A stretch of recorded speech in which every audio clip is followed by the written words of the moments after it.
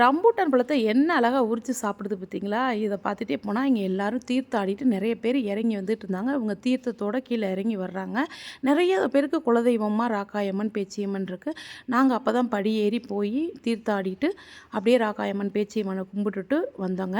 அங்க வந்து தீர்த்தம் வாங்குறதுக்கான பாட்டிலும் விப்பாங்க. அங்கனே நம்ம வாங்கிட்டு போயிட்டோம்னா, குளிக்கும் பொழுதே தீர்த்தம் தனியா தர்ற இடம் இருக்கு. அங்கனே வாங்கிட்டு வந்துரலாம். இத வந்து ஆடி அமாவாசைக்கு வீட்ல தெளிக்கிறது நல்லதுன்னு சொல்லிட்டு, அப்படியே வாங்கிட்டு வந்து முருகனையும் கும்பிட்டுட்டு வந்தோம். வந்துட்டு ஒரு மரத்தடியில இந்த மாரி சாப்பாட எடுத்து வச்சு உட்காந்தாச்சு. ஆக்சுவலா சாப்பாடு செஞ்சுட்டு வந்தது வந்து என் மச்சா ஒய்ஃப் திவ்யா. நாங்க யாருமே என் குழந்தை ஒய்ஃப் 2 பேரு, நானு எல்லாரும் சாப்பாடெல்லாம் எடுத்துட்டு போலங்க. யோகா கிளாஸ் போறோம். அவங்க எல்லாருமே சேர்ந்து தான் போனோம். ஆனா ஒருத்தரும் சாப்பாடு எடுத்துட்டு போல. அவ எல்லாருக்கும் சேர்த்து செஞ்சு கொண்டு வந்துட்டாங்க. தக்காளி சாதம், தயிர் சாதம், உருளைக்கிழங்கு அது மாரி தயிர் பச்சடி டேஸ்டியா இருந்தது. ரொம்ப காலம் ஆச்சுங்க இந்த மாரி மரத்தடியிலலாம் உட்காந்து சாப்பிட்றது. ட்ரெக்கிங் போனோம், சாமி கும்பிட்டோம், தீர்த்தம் ஆடினோம், சாப்பிட்டு வந்துட்டோம்.